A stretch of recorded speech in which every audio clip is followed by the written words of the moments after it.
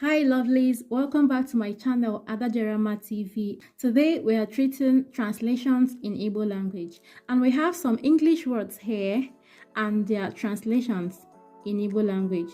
So we start.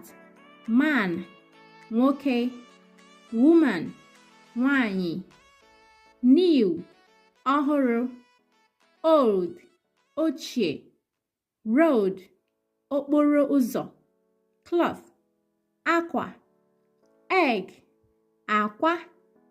Noun, take note, they are the same word but different meanings. Why? Because their tone markings are different. This one is aqua, high tone and low tone, while this one is low tone and high tone. Aqua. Now the next one is fire, ọkụ, meeting, nzukọ,